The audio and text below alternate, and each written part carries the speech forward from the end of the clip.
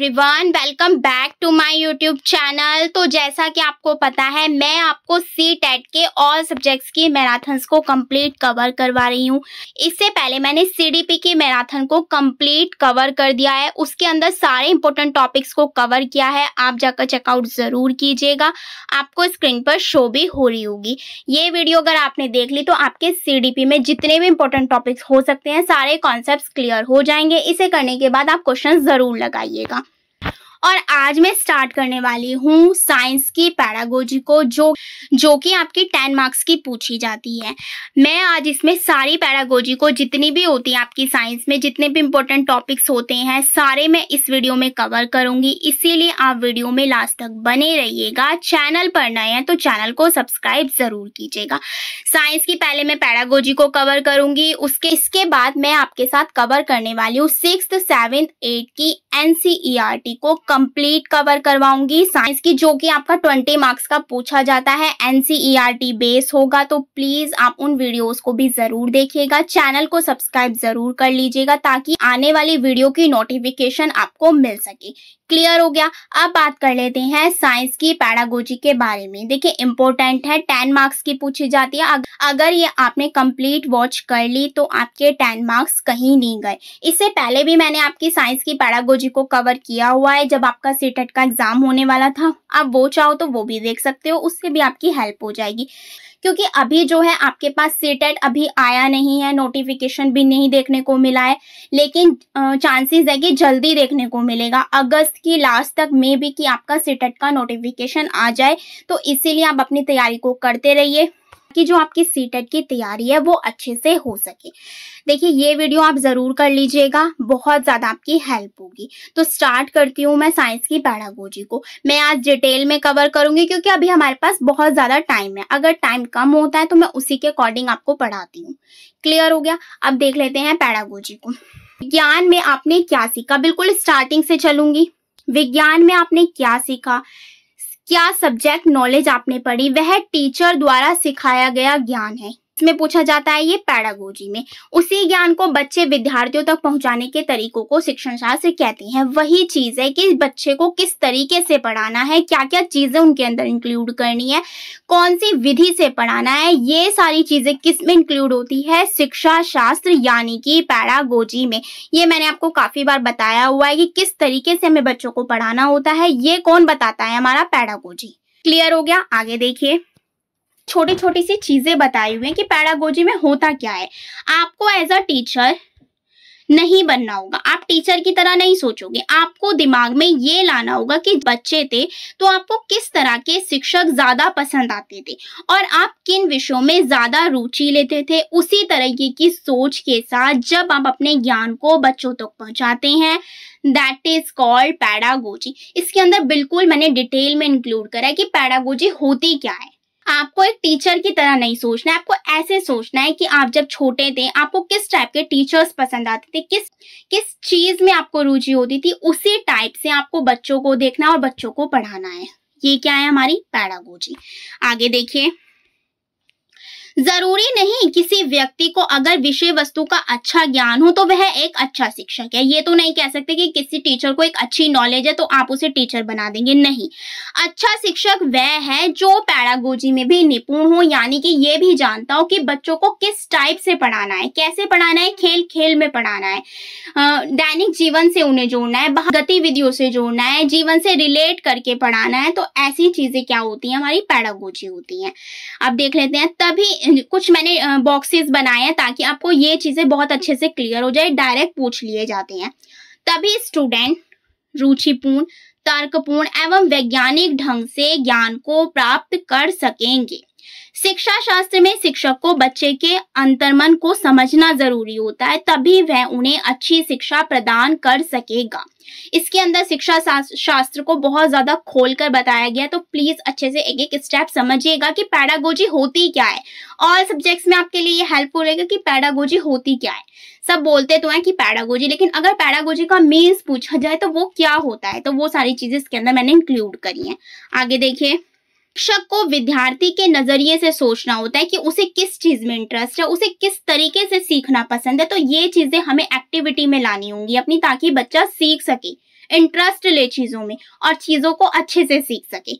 अब आ जाते हैं आपके टॉपिक्स पे, जो आपके मेन टॉपिक्स हैं पेडागोजी के साइंस के। स्टार्टिंग से चलेंगे, जितने भी टॉपिक्स हैं सारे कवर किए गए हैं। पहला है आपका नेचर ऑफ साइंस, यानी कि विज्ञान की प्रकृति।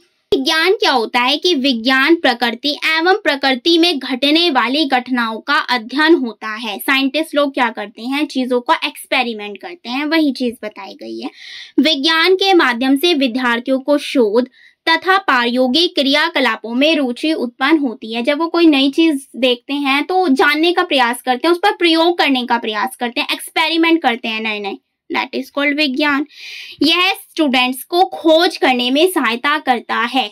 लर्निंग बाय डूइंग के लिए ये बच्चों को करता है, क्योंकि बच्चे कोई चीज देखते हैं और वो इंटरेस्ट लेते हैं कि इसके अंदर क्या है, प्रयोग करने का प्रयास करते हैं, एक्सपेरिमेंट करते हैं, नए नए खोज करते हैं, तो दैट इज कॉल्ड विज्ञान। विज्ञान का रूप बहुत ज्यादा व्यापक है, अंडरलाइन करिएगा। डायरेक्ट पूछ लिया जाता है कि विज्ञान संकुचित है या व्यापक है, क्योंकि इसके अंदर सभी विषयों का अध्ययन छिपा होता है, जैसे कि जीव रसायन, गणित हो गया, इतिहास, भूगोल, पर्यावरण, अर्थशास्त्र आदि सभी शामिल होते हैं। क्योंकि आपने देखा होगा विज्ञान में ऑल चीजें आ जाती हैं। अगर देखिए फिजिक्स में है तो न्यूमेरिकल आ जाते हैं, वो गणित के उसमें आ गए। इतिहास, काफी पुरानी चीजों पे हम एक्सपेरिमेंट कर रहे होते हैं, कुछ चीज हमें मिल गई, हमने उस पर एक्सपेरिमेंट शुरू कर दिया। भूगोल, पर्यावरण, पेड़ पौधे हो गए, अर्थशास्त्र हो गया, तो सारी चीजें कहीं ना कहीं विज्ञान से इंक्लूड करती हैं। किसी वस्तु, घटना या क्रिया के विषय में उस विशिष्ट ज्ञान को विज्ञान की उत्पत्ति हुई है, जो मनुष्य को इनके होने, घटित होने से अवगत कराती है। क्लियर हुआ? आगे देखिए, विज्ञान है क्या? घटनाओं का अध्ययन विशेष वैज्ञानिक पद्धतियों द्वारा किया जाता है। जो भी हमारे लाइफ में घटनाएं होती हैं उन पे जब प्रयोग किया जाता है, वही चीज क्या है, विज्ञान है। जहां हमें किसकी जरूरत पड़ती है, वैधता की, विश्वसनीयता की, निष्पक्षता की, वस्तुनिष्ठता की आदि का विशेष ज्ञान रखा जाता है। विज्ञान में आपसे डायरेक्ट पूछ लेगा, ये ऑप्शन दे देगा कि विज्ञान में किन विशेष पद्धतियों का ध्यान रखा जाता है, तो वो कौन कौन सी हो जाती है, वैधता, विश्वसनीयता, निष्पक्षता, वस्तुनिष्ठता। क्लियर हुआ? आगे देखिए, और जिसपे मैंने इंपॉर्टेंट लिखा हुआ है वो तो छोड़िएगा ही मत। चरण आ जाते हैं कि कौन कौन से स्टेप्स हमें फॉलो करने पड़ते हैं। पहला है आपका समस्या की पहचान। जब तक आप समस्या की पहचान नहीं करोगे, एक्सपेरिमेंट क्या करोगे? तो फर्स्ट है समस्या की पहचान। नेक्स्ट है आपका परिकल्पना का निर्माण, यानी कि हाइपोथेसिस को तैयार करना। उसके बारे में जो भी जानकारी आपको मिल रही है उसे एक डायरी में नोट करना, दैट इज कॉल्ड हाइपोथेसिस। आंकड़े एकत्रित करना, उससे रिलेटेड चीजों को एकत्र करना, परिकल्पना का परीक्षण करना, फिर हम उस पर टेस्ट करेंगे, एंड लास्ट इज निष्कर्ष, फिर हम उसे निष्कर्ष निकाल देंगे। क्लियर हो गया? ये स्टेप जरूर याद रखने हैं, 5 स्टेप्स है। डायरेक्ट आ जाते हैं बिल्कुल स्टेप बाय स्टेप, ABCD करके दे देगा कि कौन सा पहले आएगा कौन सा बाद में, सीरियल वाइज भी पता होना चाहिए। क्लियर हुआ? आगे देखिए, नेक्स्ट इंपॉर्टेंट पॉइंट है, अब जब कभी दो तथ्यों को सदा एक साथ घटित होते हुए देखते हैं तो हम तुरंत उनके बीच में किसी संबंध की कल्पना करने लगते हैं।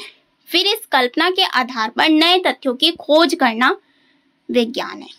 क्लियर हुआ? विज्ञान मनुष्य को दृष्टिकोण की वास्तविकता यानी कि रियलिटी से जोड़ती है। विज्ञान हमें ज्ञान तक पहुंचाने का मार्ग दिखाती है।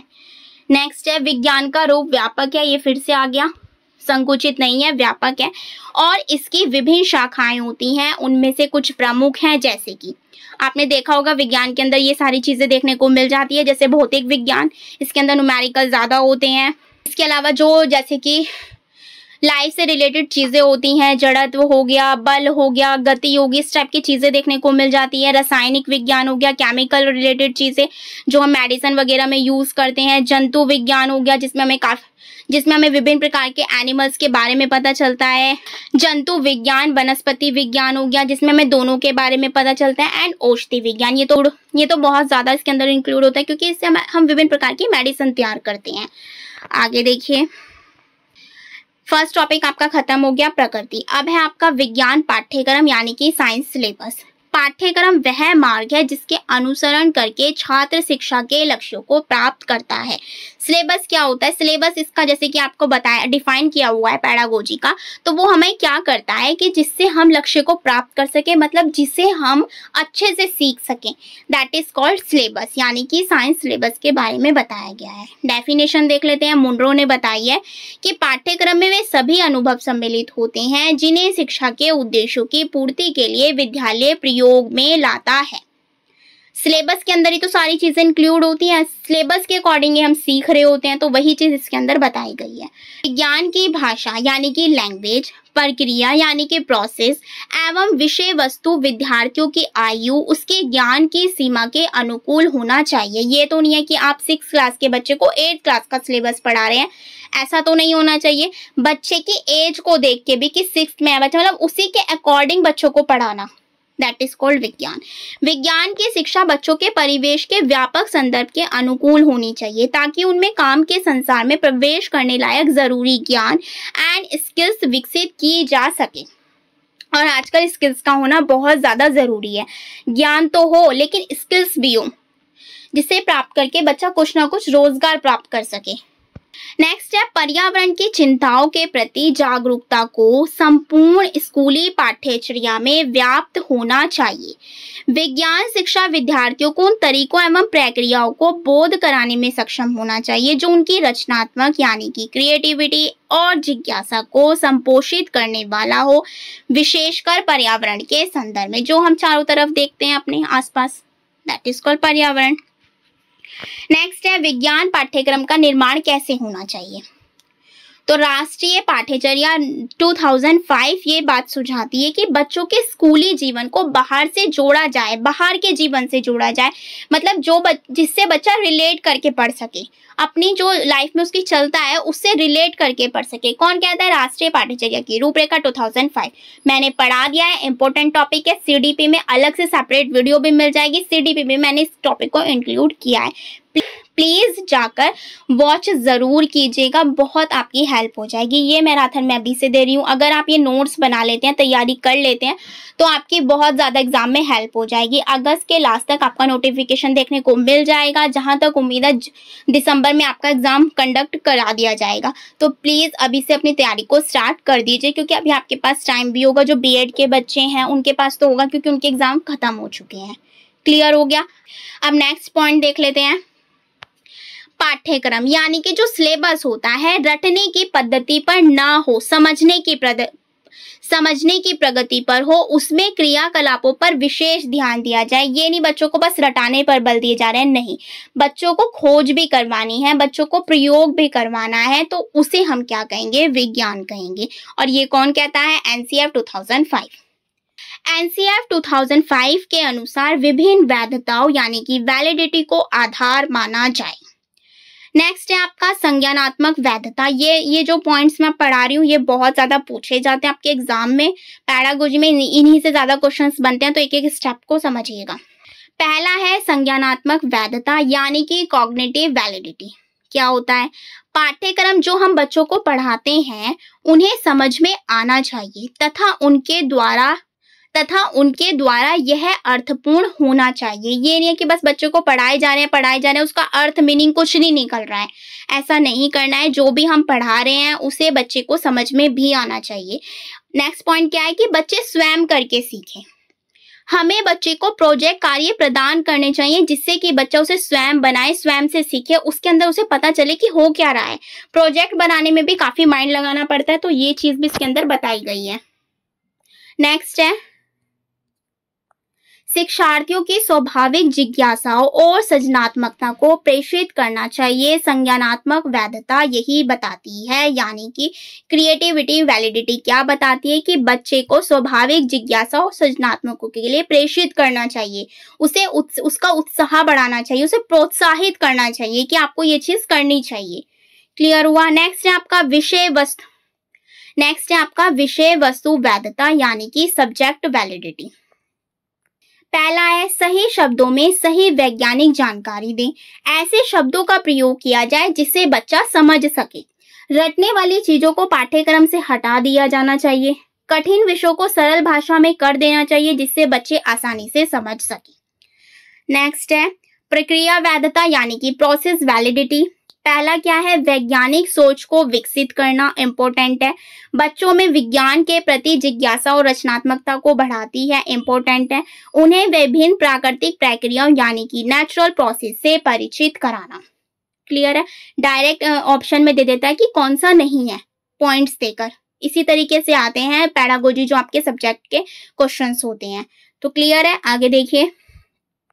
नेक्स्ट है ऐतिहासिक वैधता, हिस्टोरिकल वैलिडिटी। ये क्या होती है कि ऐतिहासिक अवस्थाओं के बारे में भी पढ़ाया जाना चाहिए। ये नहीं बस नई नई चीजें बता रहे, नहीं, इतिहास के बारे में भी बच्चों को जानकारी दो कि ये चीज हुई थी, ये चीज पर एक्सपेरिमेंट किया जाए, इसमें कुछ निकाला जाए, मतलब नई नई चीजें बच्चों को बताई जाए। जैसे पहिए से आज हम कहाँ तक पहुंच गए हैं, तो यानी पहली चीज आप बच्चे को बताएंगे तभी तो वो चीज सोचेगा, उसके माइंड में क्रिएटिविटी जागेगी। पहले का समाज कैसा था, उस समय का विज्ञान कैसा था, आज कैसा है, उसके हिसाब से ही बच्चे को विज्ञान पढ़ाया जाए। तो इस तरीके से हिस्टोरिकल बैकग्राउंड को भी पाठ्यचर्या यानी कि सिलेबस में ऐड करना चाहिए। क्लियर है, ये नहीं बस नई नई चीजें बता रही, पिछला कुछ बताया ही नहीं जा रहा है, सारी चीजें इंक्लूड करनी है। नेक्स्ट है नैतिक वैधता यानी कि मोरल वैलिडिटी। पहला है विषय वस्तु के विकास के लिए सबसे महत्वपूर्ण है कि ईमानदारी हो, उद्देश्य, सहयोग के साथ समाज में व्याप्त भय तथा बुराई से आजादी हो। पॉजिटिव साइड दिखानी चाहिए, विज्ञान की कभी भी नेगेटिव साइड नहीं बतानी चाहिए, वरना क्या होता है कि बच्चे उसका मिसयूज भी कर लेते हैं। जैसे कि कुछ एक्सपेरिमेंट के थ्रू यानी कि कुछ टेस्ट के थ्रू बच्चे जो हैं गलत चीजों का भी इस्तेमाल करने लगते हैं, इसीलिए उन्हें पॉजिटिव चीजों पर ज्यादा ध्यान देना चाहिए और वही बतानी चाहिए। नोट, नियम तथा सिद्धांत अलग अलग होता है, ये चीज मैंने लिख दी है। नियम और सिद्धांत से भी बहुत ज्यादा क्वेश्चंस बनते हैं। नेक्स्ट टॉपिक है प्राकृतिक विज्ञान, लक्ष्य एवं उद्देश्य के बारे में पढ़ते हैं। प्राकृतिक विज्ञान से तात्पर्य प्रकृति और भौतिक दुनिया से व्यवस्थित ज्ञान से है। इसमें विश्व के समस्त पदार्थों के विविध पहलुओं को सुव्यवस्थित अध्ययन कराता है। इसकी 3 शाखाएं हैं। पहला है भौतिक, सेकंड इज रसायन, थर्ड इज जीव विज्ञान। लक्ष्य एवं उद्देश्य पढ़ लेते हैं कि वैज्ञानिक जानकारी बढ़ाना, बच्चों के परिवेश यानी एनवायरनमेंट को विज्ञान से जोड़ना, ताकि साधारण रूप से काम आने वाले विज्ञान के कुछ सरल तथ्य एवं सिद्धांतों को स्पष्ट ज्ञान हो सके। मुख्य उद्देश्य क्या हो जाएगा कि बालकों में वैज्ञानिक दृष्टिकोण उत्पन्न करना तथा उनके विकास के लिए उपयुक्त अवसर देना, उनमें वैज्ञानिक ढंग से साइंटिफिक वे से सोचने, समझने और कार्य करने की आदत का होना।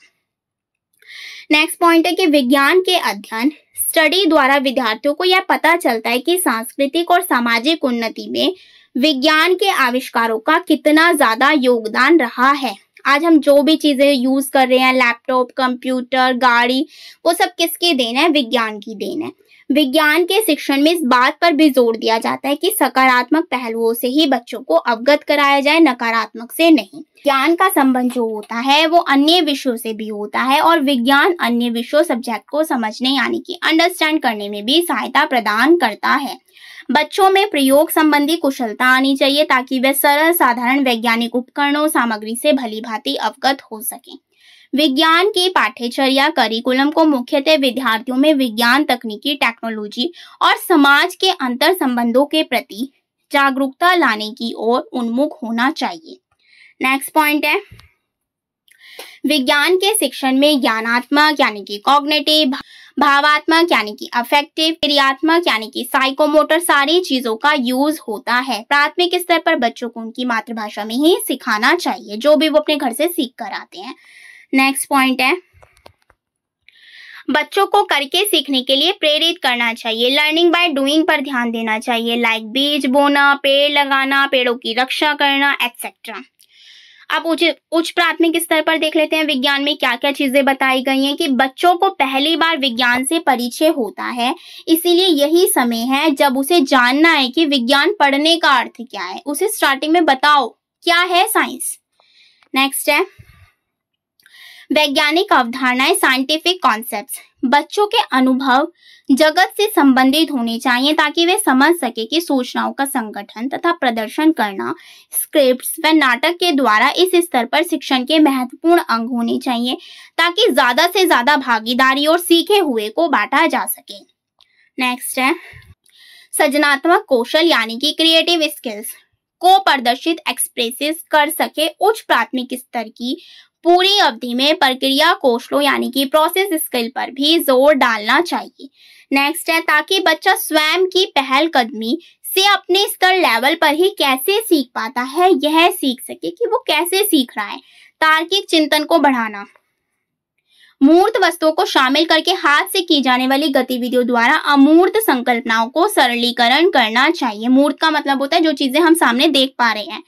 राष्ट्रीय पाठ्यचर्या की रूपरेखा एनसीएफ के अनुसार उच्च प्राथमिक स्तर पर विज्ञान शिक्षण के विषय को सीखने सिखाने के लिए रचनावादी, नोट करिएगा, उपागम का अनुसरण करना चाहिए। नेक्स्ट है ये डायरेक्ट पॉइंट ही पूछते हैं पैडागोजी में, इसलिए एक पॉइंट आपके लिए इंपॉर्टेंट है। ये मत सोचिएगा थ्योरी पढ़ा रहे हैं, पैडागोजी में थ्योरी ही है। मैंने एक शॉर्ट वीडियो इसीलिए बना दी थी तो आप उसे वीडियो को भी जाकर देख सकते हैं, लेकिन इस वीडियो को जरूर कीजिएगा ताकि आपकी जो पैडागोजी है वो उसके कॉन्सेप्ट्स क्लियर हो सके। पाठ्यक्रम बच्चों की आयु के अनुरूप होना चाहिए ताकि संज्ञानात्मक विकास उनका हो सके। पुस्तकों में रटने की प्रवृत्ति को हतोत्साहित करने पर विशेष बल दिया जाना चाहिए क्योंकि बच्चे को रट कर नहीं पढ़ाना है, करके सीखने कर पढ़ाना है। छात्रों को सक्रिय अधिगम अनुभव यानी कि एक्टिव लर्निंग एक्सपीरियंस प्रदान करने पर विशेष बल दिया जाना चाहिए। कक्षा में सीखे ज्ञान को बाहरी ज्ञान से जोड़ना चाहिए। नेक्स्ट है एकीकृत उपागम यानी कि यूनिटरी अप्रोच। इन उपागमों में पारंपरिक एकीकृत प्रक्रिया, रचनात्मक व हस्तसिद्ध क्रियाकलापें आदि आते हैं।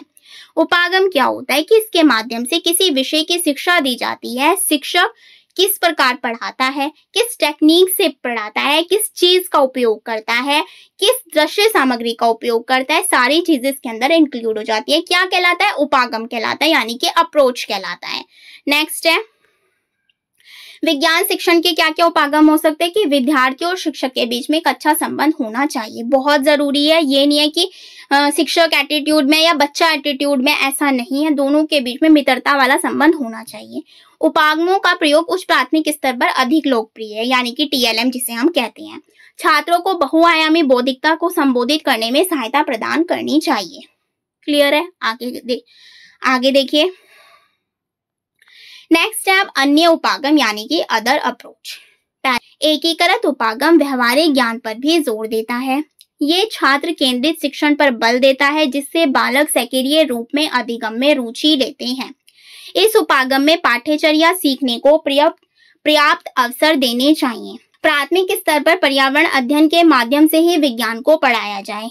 खोज, अनुसंधान, अवलोकन, प्रयोग, निष्कर्ष, नियम व सिद्धांत बताए जाएं। नेक्स्ट है रचनात्मक उपागम यानी कि क्रिएटिव अप्रोच। बच्चों को विज्ञान सीखने की प्रक्रिया में सक्रिय रूप से शामिल रोल प्ले, नाटक आदि कराए जाएं। इससे बच्चों की कल्पना शक्ति विकसित होती है। वैज्ञानिक वृद्धि को जागृत करने के लिए आवश्यक है ये बच्चों में क्रिएटिव स्किल डेवलप करना।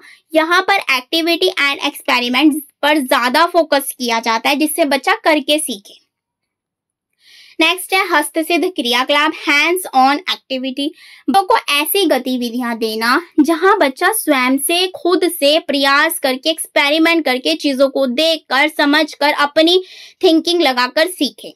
नेक्स्ट है इस उपागम में प्रत्येक हस्तसिद्ध कार्य के उपरांत एक रिपोर्ट तैयार करना छात्रों के लिए आवश्यक होता है। करके सीखने के सिद्धांत पर बल देना, स्वयं करके सीखना। हैंड ऑन एक्टिविटी में लर्निंग बाय डूइंग पर अधिक आधारित होती है। ये पॉइंट इंपॉर्टेंट कीजिएगा, लर्निंग बाय डूइंग। टीचर सिर्फ मार्गदर्शन करते हैं, मतलब टीचर केवल उनका मार्गदर्शन करते हैं, गाइडेंस देते हैं, लेकिन करता कौन है? बच्चा करता है सब कुछ अपने हाथों से। नेक्स्ट है विज्ञान शिक्षण की विधियां जो कि इंपॉर्टेंट हो जाती हैं। शिक्षक जिस ढंग से विद्यार्थी को ज्ञान प्राप्त करता है उसे हम क्या कहते हैं? शिक्षण विधि। दो भागों में बांटा गया है, पहला है शिक्षण केंद्रित, सेकंड इज छात्र केंद्रित। शिक्षण केंद्रित क्या होता है कि इस विधि में शिक्षक का स्थान मुख्य तथा छात्र का गौण होता है, क्योंकि इसमें शिक्षक ज्यादा चीजें कर रहा है। छात्र केवल निष्क्रिय रहते हैं। इस विधि में व्याख्यान, पुनरावृत्ति व रटने पर अधिक बल दिया जाता है। शिक्षक पहले बोलता है, बच्चा क्या करता है, उसको रिपीट करता है, नकल करता है। छात्र केंद्रित क्या होती है और बेस्ट कौन सी मानी जाती है, छात्र केंद्रित, ये भी याद रखना है। छात्रों की आवश्यकता के अनुसार रुचि क्षमताओं का ध्यान रखा जाए। छात्र सक्रिय रूप से भाग ले, करके सीखें। प्रमुख विधियों का प्रयोग किया जाता है, व्याख्यान विधि, निरीक्षण अवलोकन विधि, परियोजना विधि, खोज, समस्या समाधान विधि। ये किसमें आ जाती है, छात्र केंद्रित विधि में। नेक्स्ट है आपका व्याख्यान विधि यानी कि लेक्चर मेथड। इस विधि में शिक्षक केवल बोलता है, छात्र चुपचाप उसका भाषण सुनते रहते हैं। छात्र सक्रिय रूप से भाग नहीं लेते हैं। इस विधि का उपयोग उच्च कक्षा में किया जाता है।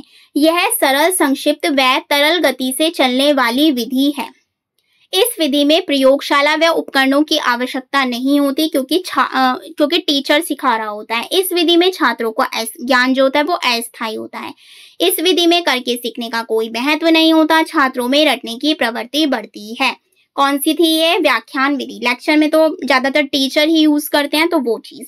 नोट में क्या लिखा है, ये प्राइमरी हो या अपर प्राइमरी, दोनों लेवल के लिए सही नहीं है। लेक्चर ही दिए जा रहे हैं, बच्चा कुछ सीख ही नहीं रहा है, उसे करके ही नहीं सिखाया जा रहा है, तो ये एक अच्छी विधि नहीं मानी जाती है। नेक्स्ट है अवलोकन निरीक्षण विधि। इंपॉर्टेंट है, आ जाती है, क्योंकि इसमें बच्चा करके सीखेगा, ऑब्जर्व करके सीखेगा चीजों को। यह बच्चों में ज्ञानार्जन का सबसे सरल प्रभावी साधन है। नेक्स्ट है अवलोकन विधि के अंतर्गत बच्चे स्वयं क्रियाशील होकर शिक्षक की देखरेख में वस्तु या तथ्यों का अवलोकन करते हैं। इसमें क्या होता है, तार्किक चिंतन, उपयोगिता, आत्मानुभवता, व्यक्ति कार्य के सिद्धांत पर ये आधारित है। शिक्षक और विद्यार्थियों के बीच मधुरता के संबंध भी होते हैं। प्रयोगशाला विधि, इसमें भी बच्चा करके सीख रहा होता है। छात्र में निरीक्षण, तर्क करने की क्षमता का विकास होता है। इस विधि को स्थूल से सूक्ष्म की ओर, ज्ञात से अज्ञात की ओर स्वयं करके सीखना, जैसे चार्ट, शीशा, माइलग्राफ, परख नली, फ्लास्क, प्रिज्म आदि इस चीज में यूज होते हैं। यह अन्वेषण करने की प्राकृतिक विधि है। बालक नियम, तथ्यों, सिद्धांतों की स्वयं जांच करते हैं। जिसने साइंस पढ़ी होगी उसने एक्सपेरिमेंट्स भी किए होंगे, तो यही सारी चीजें इसके अंदर बताई गई हैं। नेक्स्ट है आपका प्रयोगशाला विधि में मुख्यतः निम्न चरण होते हैं, बहुत ज्यादा इंपॉर्टेंट है। डायरेक्ट स्टेप्स आ जाते हैं, उल्टे सीधे करके दे देगा और पूछ लेगा कि सही क्रम में लगाओ। पहला है समस्या का निर्धारण। प्रीवियस से उठाकर देख लेना, ये क्वेश्चन बहुत बार रिपीट हुआ है। समस्या का निर्धारण। सेकेंड इज परिकल्पना का निर्माण। थर्ड इज प्रयोग, एक्सपेरिमेंट। फोर्थ इज आंकड़ों का विश्लेषण एंड फिफ्थ इज प्रयोगशाला से परिकल्पना की जांच। क्लियर है, आगे देखिए। नेक्स्ट है आपकी खोज विधि, अनुसंधान, स्वयं ज्ञान विधि, जिसे हम ह्यूरिस्टिक मेथड भी कहते हैं। बहुत ज्यादा इंपॉर्टेंट है ऑल सब्जेक्ट्स के लिए। इसके जन्मदाता कौन है, H.E. आर्मस्ट्रॉन्ग है। इसे ह्यूरिस्टिक विधि भी कहते हैं। यहाँ पर मैंने लिख दिया है, ये ऊपर भी और यहाँ पर भी लिख दिया है। स्वयं विद्यार्थियों को खोज करके सत्य को पहचान करने में ये मदद करती है। सोचने, विचारने, निरीक्षण करने, परीक्षण कर निष्कर्ष निकालने की शक्ति का विकास करती है। यह मेथड विद्यार्थियों में वैज्ञानिक अभिरुचि, एक दृष्टिकोण उत्पन्न करती है। ज्ञान स्थायी एवं व्यवहारिक होता है। इसके अंदर नवीन ज्ञान की खोज स्वयं करते हैं बच्चे। इस विधि में अधिक समय लगता है, क्योंकि बच्चे नए ज्ञान की रचना जो है वो स्वयं से कर रहे होते हैं, तो टाइम लगता है इस चीज में। नेक्स्ट है आपका समस्या समाधान विधि, जिसे हम प्रॉब्लम सॉल्विंग मेथड भी कहते हैं। इस प्रणाली का जन्म प्रयोजनवाद, हर कार्य के पीछे कारण होता है, के फलस्वरूप हुआ है। सबसे पहले टीचर कक्षा में बालकों के सामने कोई समस्या समाधान के लिए रखता है। यह समस्या उनके पाठ से ढूंढने, फाइंड फ्रॉम टेक्स्ट की कोशिश करते हैं। जैसे बच्चों को पाठ पढ़ा दिया जाता है और क्वेश्चंस होते हैं, तो फिर उनके आंसर्स छांटने को बच्चे को कहा जाता है, दैट इज कॉल्ड समस्या समाधान विधि। यह विधि सूझबूझ वाली विधि भी कही जाती है। नेक्स्ट है, इस विधि का एक विशिष्ट लक्ष्य, अ स्पेसिफिक गोल ये होता है कि ये मेथड समस्याओं को सुलझाने में बहुत सहायक होते हैं। बच्चे तथ्यों को संग्रह तथा व्यवस्थित करना सीखते हैं। प्रत्येक बच्चा समस्या का हल निकालने में लगा रहता है, जिससे अनुशासन बना रहता है। क्योंकि बच्चे को हम जब क्वेश्चन सॉल्व करने के लिए दे देते हैं, जैसे कि आपने फिलअप ही दे दिया, पार्ट को पढ़ा दिया, उसके बाद फिलअप छांटने को दे दिया, तो बच्चा तुरंत छांटेगा अगर उसने अच्छे से पढ़ा होगा। तो यही कहलाती है हमारी समस्या समाधान विधि। सीमाएं देख लेते हैं। यह प्राथमिक कक्षा के लिए उपयोगी नहीं है क्योंकि उनका मानसिक स्तर इतना ऊंचा नहीं होता है। आप बच्चों को क्वेश्चन छांटने के लिए कह दीजिए प्राथमिक स्तर पर, तो वो छांट नहीं पाएंगे, तो ये उच्च के लिए ज्यादा बेटर है। सभी छात्र समस्या का समाधान नहीं कर पाते हैं। छात्रों को समस्या के समाधान ढूंढने में भी बहुत समय लग जाता है। इसमें यह भय बना रहता है कि पाठ्यक्रम पूरा होगा भी या नहीं। नेक्स्ट है आपका टीचिंग मटेरियल्स, जो कि TLM होते हैं, इंपॉर्टेंट हो जाते हैं साइंस में। तो 3 होते हैं, दृश्य, श्रव्य, दृश्य, श्रव्य। दृश्य क्या होते हैं? जिसमें केवल हम देख सकते हैं, फॉर एग्जाम्पल चित्र, रेखाचित्र, LED, project slide, flash card, overhead projector. श्रव्य में क्या होता है? Gramophone, audio tape, audio CD आदि, मतलब जिसमें हम केवल सुन सकते हैं। दृश्य श्रव्य जिसमें देख भी सकते हैं, सुन भी सकते हैं, TV, प्रोजेक्टर, चलचित्र, मल्टीमीडिया एंड पाठ्यपुस्तक। क्लियर है? तो यहाँ पर आपके जितने भी इम्पोर्टेंट होते हैं साइंस पैडागोजी के टॉपिक्स मैंने सारे इंक्लूड किए हैं, थ्योरी वे में है, क्योंकि शिक्षा शास्त्र पैडागोजी जो होती है मोस्टली जो है वो थ्योरी वे में ही होते हैं। अगर आप उसका एक एक कॉन्सेप्ट समझ लेते हो तो आपका एक भी क्वेश्चन गलत नहीं होगा। इसे करने के बाद आप ये वीडियो जरूर देख लीजिएगा, मैंने स्क्रीन पर लगा दी है। इसे देखने के बाद आपका एक भी क्वेश्चन गलत नहीं होगा। चाहे तो आप प्रीवियस ईयर्स लगा कर देख लेना और चाहे तो आप कोई से भी क्वेश्चंस को सॉल्व कर लेना जो भी अब तक आपके प्रीवियस ईयर्स में आए हुए हैं। एक एक क्वेश्चंस आपको इन्हीं में से मिल जाएगा। ये 2 वीडियो अगर आपने देख ली तो 10 मार्क्स आपके कहीं नहीं गए साइंस पैडागोजी के, ये मैं गारंटी लेती हूँ। ये जो भी जितने भी चीजें मैंने आपको बताई हैं सारी इंपॉर्टेंट है। प्लीज एक एक चीज को जरूर कीजिएगा, प्रॉपर नोट्स बनाइएगा, उन्हें पढ़िएगा बैठकर। 2-3 बार अगर आप चीजों को करोगे ना तो आपका इजीली चीजें अच्छे से याद हो जाएंगी, इजीली चीजों को आप समझ पाओगे। अगर आप चीजों को जितना अंडरस्टैंड करके पढ़ोगे ना पैडागोजी में, बहुत ज्यादा आपकी हेल्प होगी, क्योंकि हमें पैडागोजी बताते ही यही है कि हमें बच्चों को कैसे पढ़ाना है। अगर आपको एक बार में चीजें समझ में नहीं आती है तो प्लीज आप उस वीडियो को दोबारा सुने, लेकिन दोबारा 2 गुना स्पीड पर सुने ताकि आपका टाइम भी सेव हो सके। क्लियर है? आई होप जो भी चीज़ें मैंने आपको पढ़ाई हैं आपके एग्जाम के पर्पज से बहुत ज़्यादा हेल्पफुल हो। तो प्लीज़ वीडियो को ज़्यादा से ज़्यादा अपने फ्रेंड्स के साथ शेयर कीजिए, लाइक कीजिए, कमेंट कीजिए। आप मुझे ये भी कमेंट कर सकते हैं नेक्स्ट वीडियो आपको सब्जेक्ट की चाहिए। तो अभी तो मैं प्रॉपर साइंस को पढ़ाने वाली हूँ, लेकिन मैं उसके बाद पूरी कोशिश करूँगी कि उस सब्जेक्ट की वीडियो मैं आपको प्रॉपर करवाऊं मैराथन फॉर्म में। तो प्लीज़ आप मुझे कमेंट ज़रूर कीजिएगा। अगर आपका कोई भी डाउट रहता है तो आप मुझे वो भी कमेंट कर दीजिएगा। आई होप वीडियो आपके लिए बहुत ज़्यादा हेल्पफुल हो। तो प्लीज़ वीडियो को ज़्यादा से ज़्यादा अपने फ्रेंड्स के साथ शेयर कीजिए, लाइक कीजिए, कमेंट कीजिए। Thank you.